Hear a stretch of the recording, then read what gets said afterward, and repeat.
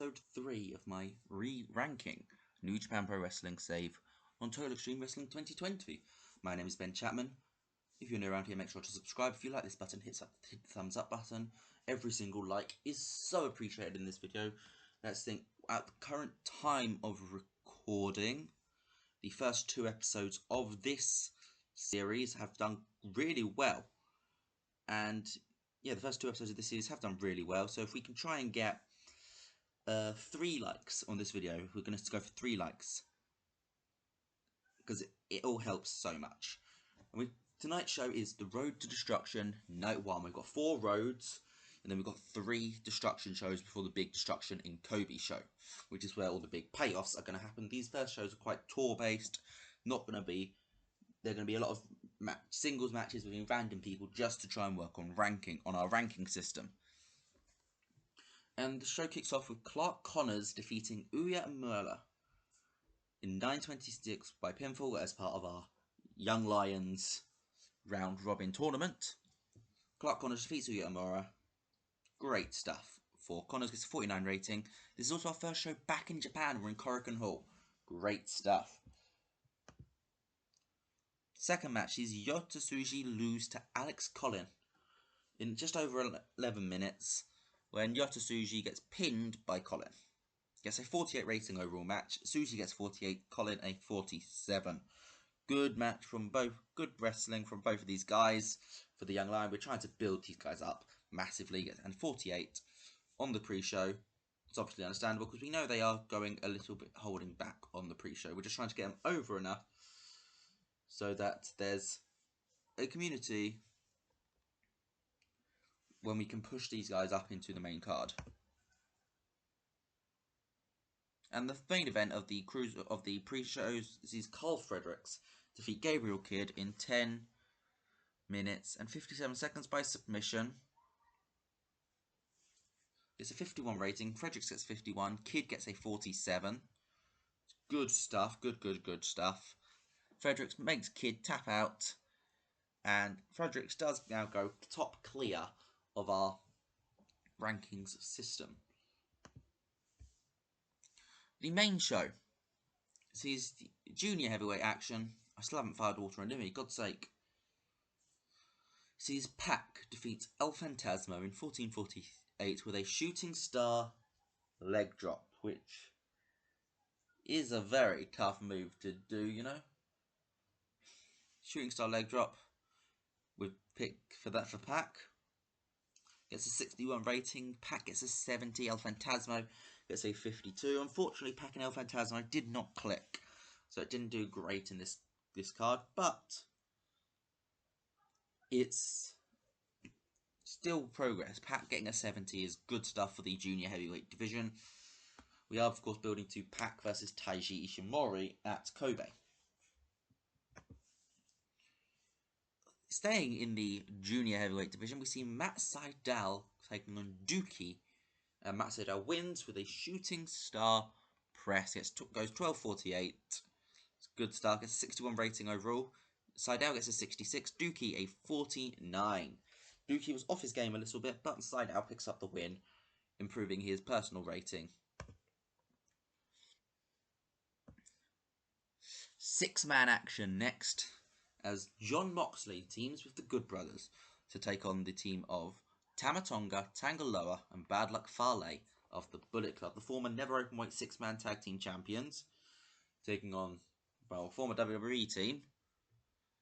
And it's quite a good match, but Moxley picks up the win when he pins Bad Luck Fale with a Death Rider. Moxley manages to get Fale up for the DDT, gets him down. Neither of the Good Brothers nor the Gorillas of Destiny are involved in the finish, which is good because we don't want to give away anything for their blow-off match down the line. But he gets an 81 rating overall. We then get a new debut. Somebody else who's coming over to New Japan, who managed to steal because their contract in grey game wasn't as strong as it probably should have been. I am going to exploit those stuff, and that is why Walter is in New Japan Pro Wrestling. He's teaming with Yuji Nagata take on Minoru Suzuki and Zack Sabre Jr. And Walter picks up the win when he makes Zack Sabre Jr. a pin with the Golden Bomb, which, you know, Walter did just pin one half of the tag team champions. We know who's next in line, but Walter's got to be sitting there thinking, maybe I need a tag team partner. Maybe I actually need a natural tag team partner to face Sabre Jr. and Taiji.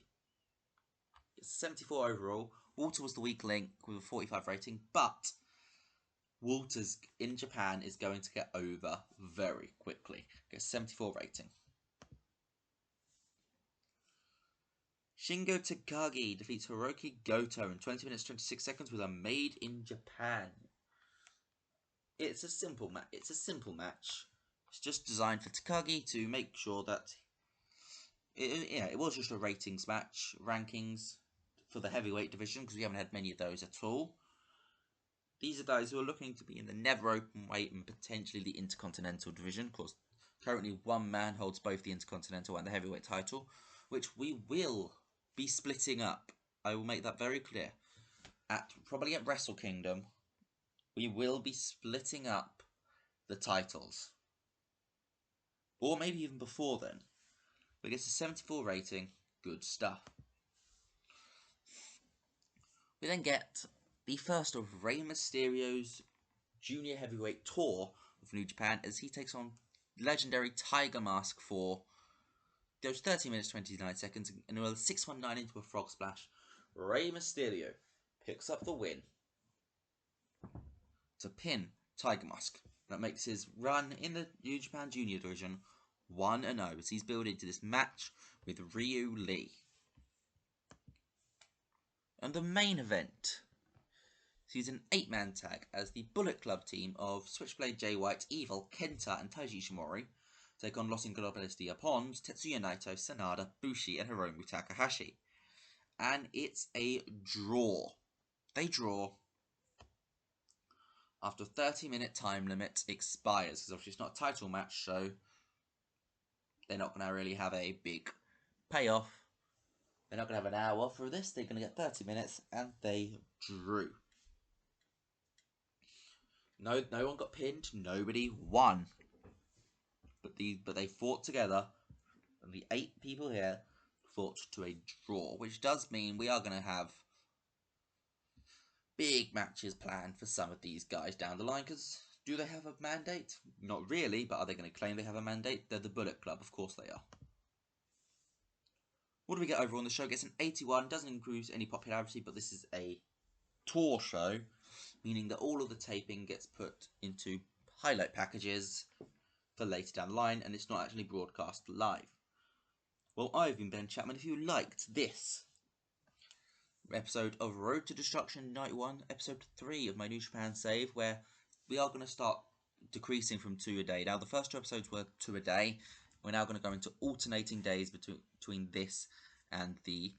Actually, no, I don't know what we're going to do with these new series as yet, how we're going to work them, but just know that whatever happens, 9 PM, there will always, British time, there will always be a Total Extreme Wrestling video. I've been Ben Chapman. Like this video if you enjoyed it. Comment down below if you're new. Subscribe if you are new as well. Bye. See you next time.